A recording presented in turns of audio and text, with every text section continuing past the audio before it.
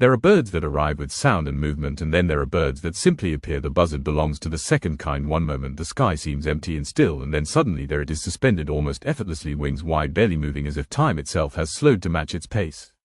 The buzzard does not rush. It never has. Across the open fields, forests and hills of Europe, this bird has learned a way of living built not on speed but on patience. While others chase and dive, the buzzard watches, it waits, it allows the world below to reveal itself. Its origins stretch back through long ages when open landscapes expanded and retreated with climate and season. Ancestors of the buzzard adapted to a life where endurance mattered more than explosive power. Over time, wings grew broad, bodies grew strong, and eyes sharpened to read the smallest movements far below. The result is a bird that seems made for the wind. A buzzard rarely flaps unless it must. Instead, it circles, rising on invisible currents, reading the air with a sensitivity learned through generations. Each glide conserves energy, each slow turn is deliberate, nothing is wasted. Up close, the buzzard appears solid, grounded, almost heavy. Its plumage varies widely from pale cream to deep brown, a reminder that this species values function over uniformity. These colors break up its outline against earth and sky, allowing it to blend rather than dominate. The beak curves sharply, not for display but for purpose. The talons are strong but not exaggerated, built to hold rather than tear violently. This is not a predator of spectacle, it is a predator of opportunity.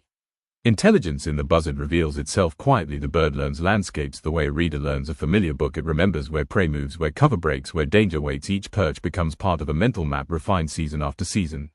Unlike faster raptors, the buzzard often hunts from stillness. Perched on a tree, fence or pole, it remains motionless. Sometimes for long stretches nothing appears to happen, but beneath that stillness attention is absolute. Then movement. A mouse shifts. A shadow breaks pattern. The buzzard does not panic, it adjusts.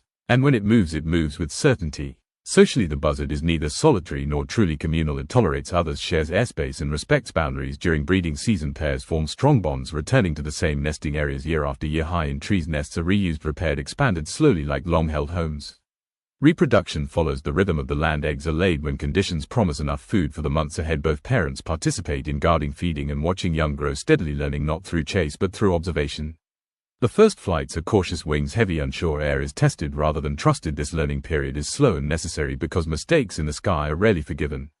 Threats come in many forms. Larger eagles, foxes, and humans have all shaped the buzzard's history for centuries. It was persecuted, mistaken for danger, blamed for losses it did not cause, yet despite this the species endured, not through confrontation but through adaptation. As human landscapes changed, buzzards learned to use them. Roads, fields, and farmlands became hunting grounds. Fence posts became lookout towers. This flexibility allowed survival where others vanished. Still, dangers remain: collisions, poison, habitat loss. The buzzard does not complain, it simply adjusts until adjustment is no longer possible. Ecologically, the buzzard serves as a regulator. It removes weak and sick prey, cleans carrion, and maintains balance. Without it, landscapes would shift subtly but steadily toward disorder.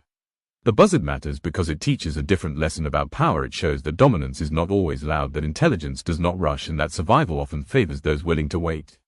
As evening approaches, the buzzard descends from the sky, settling into trees where light fades slowly. Its silhouette merges with branches until it is gone again, not absent, just unseen.